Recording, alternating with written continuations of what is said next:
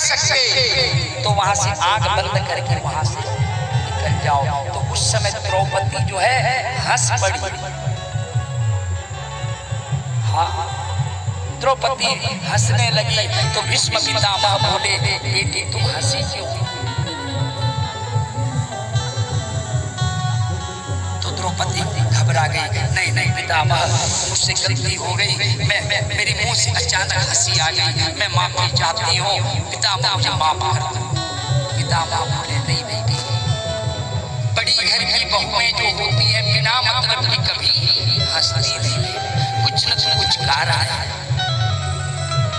और तुमको बताना पड़ेगा।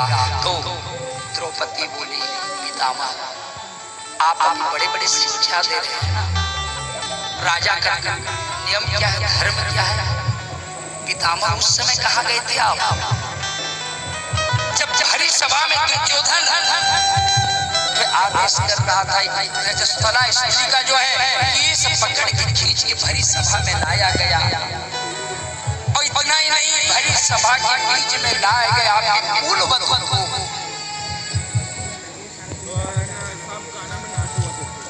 ठीक है, केस पकड़ के लाया, मैं मान गई, लेकिन इतना ही नहीं पितामह, दुर्योधन को आदेश किया था कि वस्त्र हरण का मुझे वस्त्र करने का आदेश मिला था।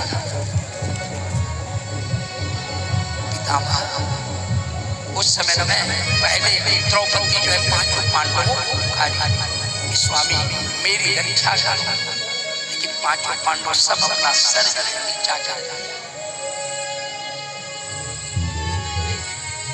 द्रौपदी बोली, पितामह मैंने रोते बिलखते हुए आपको भी तो पुकारी थी ना कि पितामह कुछ भी तो कीजिए, आप कुलवधू की इज्जत का सवाल है। मैं भी तो रोती बिलखती हुई आप पुकारी थी पितामह, लेकिन उस समय आपका धर्म कहा गया था। पितामह दुर्योधन में औकात नहीं की, आप बात को टाल सके, एक बार आप आदेश कर देते पितामह, ये जो अन्याय हो रही है, ये मेरी कुलवधू है, मेरी घर की ये बहू है, इसका जो ऐसा करना उचित नहीं होता। एक बार आप कह देते पितामह तो दुर्योधन का क्या होगा, आज मुझे भरी सभा में निर्वस्त्र कर सकता हूं।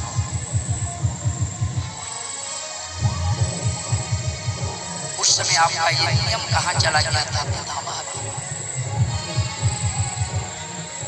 द्रौपदी प्रश्न करी थी वहां पर, पितामह बोले, कभी भी भीष्म पितामह हुए नहीं, लेकिन द्रौपदी की प्रश्न सुन के ना भीष्म पितामह के आंखें जो है नम हो गई, भीष्म पितामह रो पड़े। जब उनके आंसू को देखी ना द्रौपदी भी रो पड़ी, क्या मेरे कारण जिस व्यक्ति ने कभी आंसू नहीं बहाया था, मेरे कारण मेरे वचनों को सुन के आया, भीष्म पितामह को रोना पड़ा। पितामह बोले, बेटी तुम ठीक कहती हो, तुम ठीक कहती हो बेटा, लेकिन करूं उस समय में दुर्योधन का मैं अन्न खाया था, मैं दुर्योधन दुष्ट आत्मा का मैं अन्न खाया था, और उसके अन्न में इतना दूषित अन्न था ना कि मेरा रक्त जो है उस खराब अन्न के कारण गंगा रक्त बह रहा था, इसलिए मेरा मन भी बिगड़ गया था बेटा। इसलिए तो कहते हैं जैसे खाओगे अन्न और वैसा बनेगा मन। लेकिन बेटी द्रौपदी उस